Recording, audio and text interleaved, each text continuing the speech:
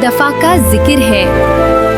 एक खूबसूरत सल्तनत थी। यूं लगता था जैसे उसे बहार के रंगों से बनाया गया हो। उस सल्तनत को लोग गुलजार बादशाहत कहा करते थे।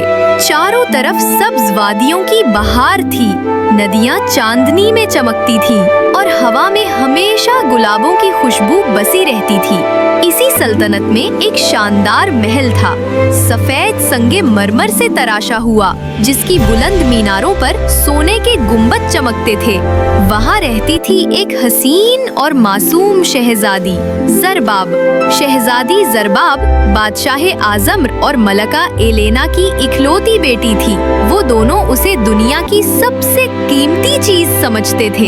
ज़रबाब न सिर्फ खूबसूरत थी, बल्कि नेक दिल, हंसी खुशी से भरी हुई और जरा सी शरारती भी। कभी दरख्तों पर चढ़ जाती, कभी नंगे पांव बाग में दौड़ती, कभी तुतलियों के पीछे हंसती हुई भागती, गोया फितरत खुद उसके साथ खेलती थी। एक शाम जब सूरज पहाड़ों के पीछे डूबने लगा, ज़रबाब अपनी खिड़की से बाहर देख रही थी। महल की दीवारों से परे एक सियाह, घुना और पुरअसरार जंगल फैला हुआ था। लोग उसे मनाशुदा जंगल कहते थे। कहा जाता था वहाँ जिन, भूत या कोई जादुई मखलूक रहती है और कोई इंसान अगर वहाँ गया कभी वापस न आया। बादशाह ने हमेशा हुक्म दिया था कि कोई उस जंगल के करीब न जाए, मगर ज़रबाब के दिल में खौफ नहीं था, तजस्सुस था। वो आहिस्ता से बोली, This forest doesn't seem scary, just lonely. इस रात जब चांद पूरे उरूज पर चमक रहा था, ज़रबाब ने फैसला कर लिया। उसने एक नर्म नीला लिबादा ओढ़ा, आहिस्ता से अपने कमरे की खिड़की खोली और चुपचाप बाहर निकल आई। ठंडी रात की हवा ने उसके गालों को छुआ, मगर उसके कदमों में हल्की सी बेताबी थी। वो महल के बाग से गुजरी, दरवाजे के पहरेदार सो रहे थे और वो चुपके से महल के दरवाजे से निकलकर जंगल की तरफ बढ़ गई। चांदनी उसके रास्ते पर बिछ गई। जंगल के करीब पहुंचकर उसने देखा कि हवा में जंगली फूलों की खुशबू रिच्ची हुई है। दरख्तों की ठंडी सांसें जैसे उसका नाम ले रही हों। कहानियों जैसा हसीन है। ये तो कहानियों जैसा हसीन है। जंगल के अंदर अंधेरा था, मगर चमकते जुगनुओं ने जैसे आसमान के तारे जमीन पर बिखेर दिए हों। फूल चांदनी में चमक रहे थे और दरख्तों के नीचे एक छोटा सा नाला बह रहा था। अचानक नाले के किनारे कुछ हलचल हुई। एक बड़ा सा सफेदो सियाह पांडा आराम से बास खा रहा था। ओ खुदाया, तुम कितने खूबसूरत हो। पांडा ने सर उठाया और उसकी तरफ देखा। आंखों में नरमी थी। खतरा नहीं, ज़रबाब ने आहिस्ता से कहा, हेलो, तुम खतरनाक तो नहीं ना? पांडा ने सर को हल्का सा टेढ़ा करके देखा। तुम तो बहुत मासूम लग रहे हो, जैसे किसी को नुकसान पहुंचाना तो तुम्हें आता ही नहीं। वो आहिस्ता आहिस्ता करीब गई, हाथ बढ़ाया। पांडा ने सूंघा, फिर आंखें बंद कर ली। ज़रबाब ने उसके नर्म बालों पर हाथ फेरा। देखा, तुम तो बहुत प्यारे हो, क्या हम दोस्त बन सकते हैं? पांडा ने आहिस्ता से सर हिलाया, जैसे हाँ कह रहा हो। तो फिर तय हुआ, हम दोस्त हैं। तुम्हारा नाम रखूंगी बाओ। यूं एक शहजादी और एक पांडा की दोस्ती ने जंगल की खामोशी को मोहब्बत से भर दिया। इस रात के बाद सब कुछ बदल गया। हर रात ज़रबाब चुपके से महल से निकलती और जंगल में अपने नए दोस्त बाओ से मिलने जाती। वो उसे अपनी सारी बातें बताती, महल के दिन, अपने ख्वाब, अपनी शरारतें, अपने पसंदीदा फूल। बाओ कभी बोलता नहीं था, मगर बड़े गौर से सुनता, कभी सर हिलाता, कभी जमीन पर लौट जाता तो जरबाब हंस पड़ती। कभी वो उसे अपने कंधे पर बिठाकर जंगल के अंदर ले जाता जहां आबशार चमकते थे और चांदनी में यूं लगता था जैसे खुद चांद अपनी करने जमीन पर उतार रहा हो। कभी वो उसे उन खेतों में ले जाता जहां नीली रोशनी में चमकते फूल उगते थे। जरबाब ने जिंदगी में कभी इतनी खुशी महसूस नहीं की थी। मगर एक रात सब कुछ बदल गया। महल के सिपाही रैयान ने उसे महल से बाहर जाते देख लिया। उसने छुपकर पीछा किया और जरबाब को पांडा के साथ देखा। अगली सुबह वो सीधा बादशाह के पास गया और सब कुछ बता दिया। जब बादशाह और मलका ने सुना कि उनकी बेटी एक वहशी जानवर से मिलती है, वो खौफजदा हो गए। फौरन उसे पकड़ो, बादशाह ने हुक्म दिया।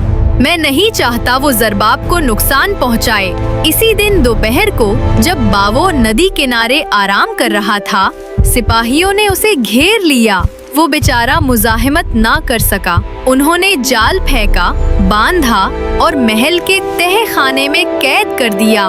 रात को जब जरबाब हस्बे मामूल जंगल पहुंची तो वहाँ वीरानी थी। बावो, कहाँ हो तुम? कोई जवाब नहीं आया। उसने पूरा जंगल छान मारा मगर उसका दोस्त कहीं ना था। बावो, वापस आ जाओ ना प्लीज। वापस आओ ना प्लीज।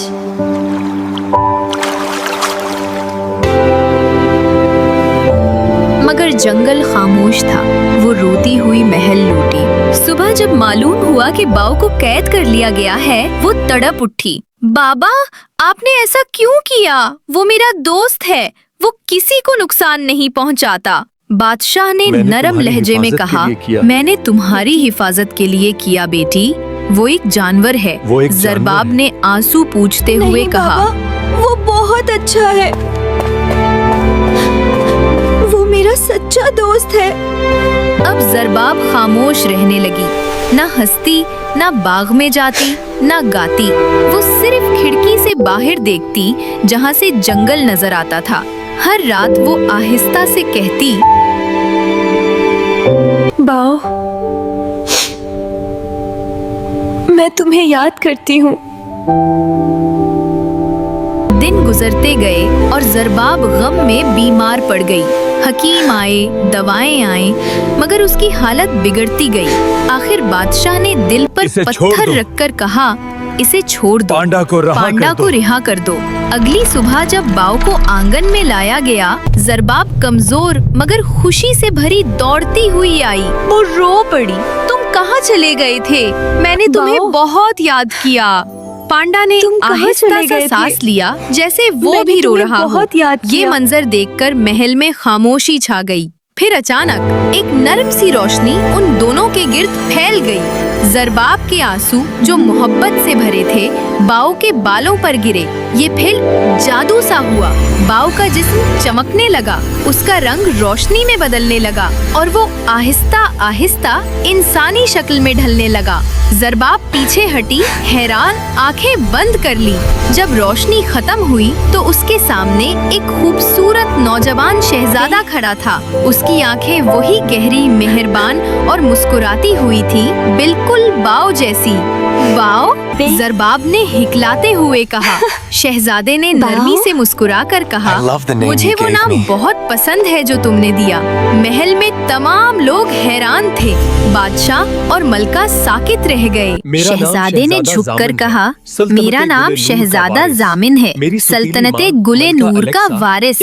मेरी सौतेली माँ मलका एलेक्सा एक जादूगरनी थी। हसद में उसने मुझ पर जादू कर दिया कि मैं कभी तख्त हासिल न कर सकूं। ये जादू सिर्फ सच्चे प्यार के आंसू से टूट सकता था और तुम्हारे आंसुओं ने मुझे आजाद कर दिया जरबाब। जरबाब की आंखों से आंसू बह निकले।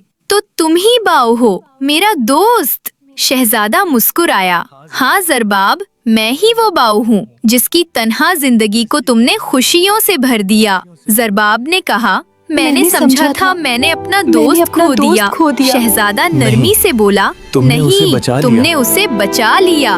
बादशाह और मलका आगे बढ़े, खुशी से रोशन चेहरों के साथ, शहजादा जामिन, तुम हमारे लिए बाइसे फख्र हो। तुम्हारा दिल सच्चाई और रोशनी से भरा है। शहजादा घुटनों के बल बैठ गया।